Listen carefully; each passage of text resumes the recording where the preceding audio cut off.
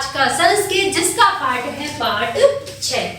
पाठ 6 का नाम है नल दमयंती कथा। एक नल दमयंती की हम कथा पढ़ रहे हैं।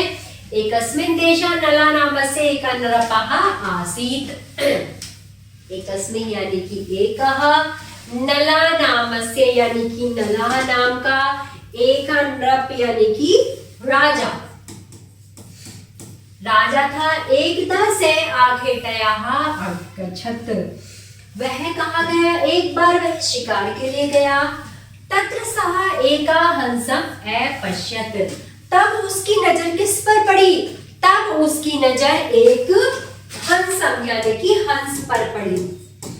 हंस स्वर वर्णः आसीत्। तब हंस ने अपने स्वर वर्णों में कहा, नृपस्य, हे राजा, लुब्धां दृष्टं दुष्टवः हंसा तस्मै सैवन्यकथं भो नृप मां मार्यः। तब क्या कहा? तब उसने कहा कि हे राजा, मैं विनम्रता से कहता हूं कि मुझे मत मारो। मम मारः अहं त्वं किंचित् हितारः करिष्यामि।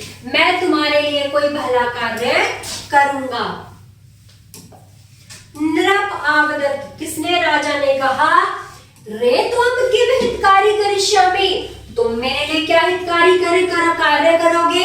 हंसः पुनः आवदत्। हंस ने दोबारे से आवदत् किया, उससे आग्रह किया, विदर्भस्य राजकुमारी दमयंती अतीव सुंदरा अस्ति।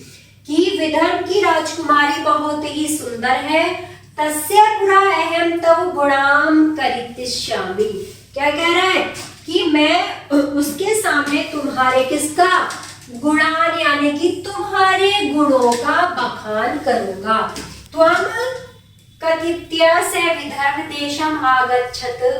तस्मिन् काले दमयंती स्वे प्रसादे विरति स्मः। क्या कह रहा है? यह कहकर वह विदर्भ चला गया। उस समय दमयंती स्वे प्रसादे, दमयंती अपने महल में आनंद ले रही थी। स्वर्ण स्वर्णाः हंसं समीपे दृष्ट्वा च प्रश्नः आवदत्। पास में सुनहरे हंस को देखकर वह क्या हो गई? प्रश्न हो गई।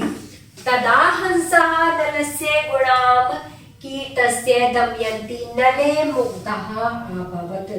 तभी हंस ने नल के गुणों का वर्णन किया। दंपति नले मुग्धः अभवत्। तभी दंपति किससे? नल से क्या हुई? प्रभावित हुई। दमयंता रूप तस्य कीर्ता स्वत प्रस्थाः आसीत्। दमयंती की सुंदरता की प्रसिद्ध क्या?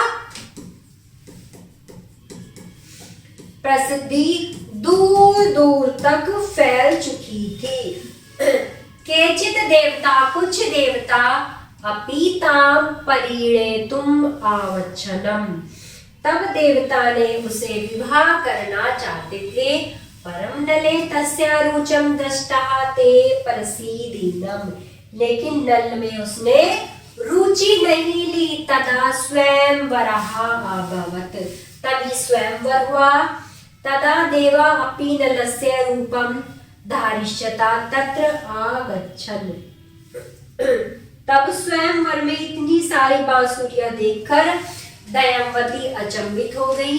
स्वयंवरे अनेका नलां दृष्ट्वा दमयंती विस्मिता अभवत्। तथा कदाचित् युक्ताः तस्य बुद्धि शरणम् आवतं तत् देवता तु छायता रहिताः भवन्ति। तब उनके मन में विचार आया कि देवताओं का कोई साया नहीं होता।